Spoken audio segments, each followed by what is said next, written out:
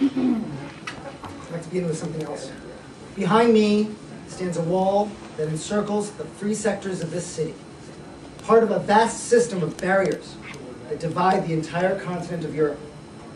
From the Baltic south, those barriers cut across Germany in a gash of barbed wire, concrete, dog runs, and guard towers.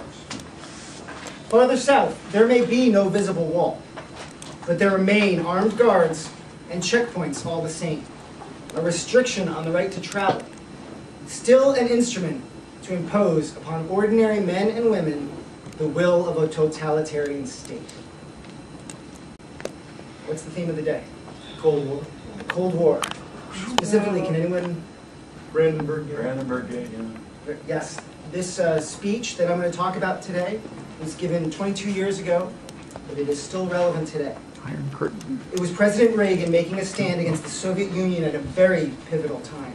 And I wanted to share it with you, not only because of what it says about human freedom and about the value of democracy, which is truly timeless, but it's also, in my mind, one of the most persuasive speeches written in recent history. So throughout the meeting, we may recall some other events and concerns felt around the globe during the Cold War, so we can kind of set the stage for that speech.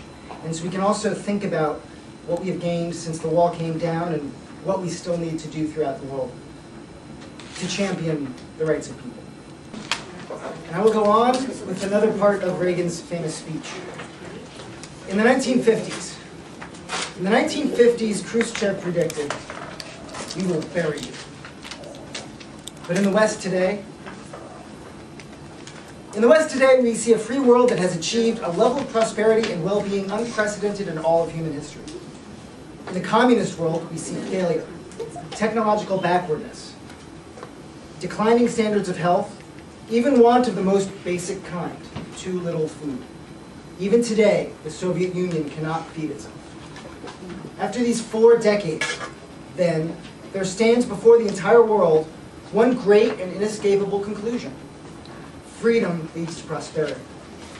Freedom replaces the ancient hatreds among the nations with comity and peace. Freedom is the victor. And Reagan said that in 1987. Things have changed a lot since then, but there are still places on earth where democracy struggles to take hold, or where it is paid mere lip service. I haven't even heard the results of the Iranian elections, but I know they were going on last night and today. Tom Clancy referred to the Cold War as a war with no battles, no monuments, only casualties. Now, the war against Soviet communism may be over, but the fight for freedom still has a long way to go. And now it's time for our prepared speech. Just about out of time, but I want to make one more point. The speech didn't end. We often remember that phrase, tear down this wall. The speech didn't end that way. And that's why I think it's one of the best speeches of all time. Because it ended on a note of hope. It wasn't just a demand, it was hopeful. The concluding paragraph is brilliant as the speaker uses the nearest eidetic symbol to bring his audience into the present moment. He says, "As I looked out a moment ago on the Reichstag, that embodiment of German unity, I noticed words crudely spray-painted upon the wall, perhaps by a young Berliner. Quote, 'This wall will fall. Beliefs become reality.' Yes, across Europe, this wall will fall, for it cannot withstand faith, it cannot withstand truth. The wall cannot withstand freedom.